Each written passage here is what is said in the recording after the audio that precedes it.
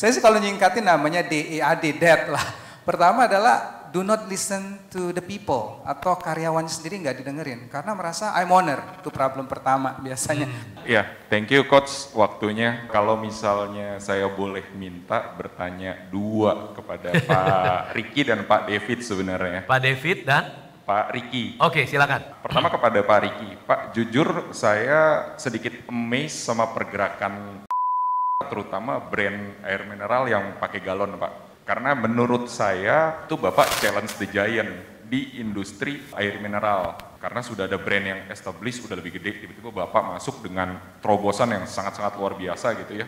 Boleh di-share gak sih Pak, apa saja yang perlu disiapkan pada saat kita mau challenge the giant? Nah karena jujur terobosan yang dilakukan sama brand air mineral Bapak, terutama di kemasan galon ya, itu ide yang saya kagum sekali sebenarnya. Terima kasih banget buat pertanyaannya Pak. Memang untuk challenge the giant exciting, bangunin dopamin juga karena itu buat kita semangat sebenarnya. Jadi sih idenya adalah sebenarnya saya tuh percaya banget dengan namanya SCBD, bukan Citayam Bogor Depok. Tapi sebenarnya dari pemikiran sendiri adalah kita memberikan solusi nggak? Itu pertama. Jadi sebagai business owner mungkin pertanyaan pertama, do we give any solutions? Consumer pasti punya problem. Problemnya banyak, galonnya butek lah, yang sebelumnya ada yang bocor. Nah jadi itu sebenarnya beberapa feedback yang kita dapat. Nah jadi kita hadirlah dengan solusi yang seperti yang Bapak sebutkan tadi. Tapi problemnya adalah kalau kita stop sampai ke solusi, tapi kadang-kadang kita jadinya sama dengan orang lain. Jadi harus balik lagi kita percaya dengan C, yaitu konsep tadi. Jadi memberikan solusi kepada konsumen, terus kita mikirin konsepnya apa sih. Termasuk salah satunya adalah dia ada locking system sebenarnya, jadi mineralnya tidak teroksidas. Itu yang kita lakukan. Jadi konsepnya berbeda, di samping bentuk galonnya beda, tapi ada konsep yang kita bawa. Termasuk rasanya ada lebih manis-manisnya, karena komposisi mineralnya juga berbeda. Nah baru yang ketiga adalah kita pakai branding. Sebenarnya brandnya baru masuk, sebenarnya brandnya mau apa, kebetulan waktu itu yang dicari itu sebenarnya mineral content. Nah mineral content kayak pucuk teh terbaik ada di pucuknya, namanya udah.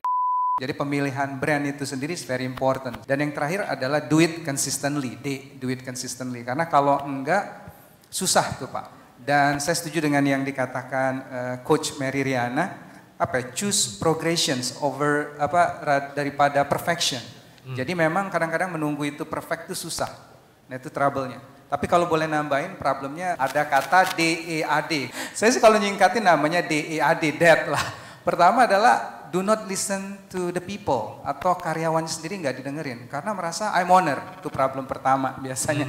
Trap kedua adalah excessive confidence. Confident, oke, tapi actually kalau nggak open minded jadi bisa blunder sometimes. Nah itu problem yang kedua.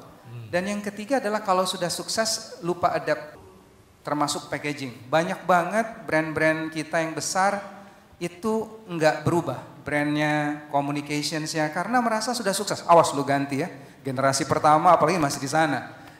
Bapaknya masih ada di sana, ganti-ganti packaging. Tapi kalau nggak diganti sebenarnya juga susah. Nah disinilah butuh kecermatan kita, kapan kita perlu ada. Dan yang terakhir adalah, saya believe banget itu, do not build a process. Kalau orang ngelihat company besar, sebenarnya build-nya itu dari pada saat kecil, sebenarnya build prosesnya seperti yang Ibu Sylvie tadi juga ngomong. Jadi itu yang kadang-kadang saya lihat trap ada di business owner. Nah jadi solution siapa ya, belajar sama coach-coach yang di sinilah termasuk. Terima kasih. Thank you Ricky Afrianto.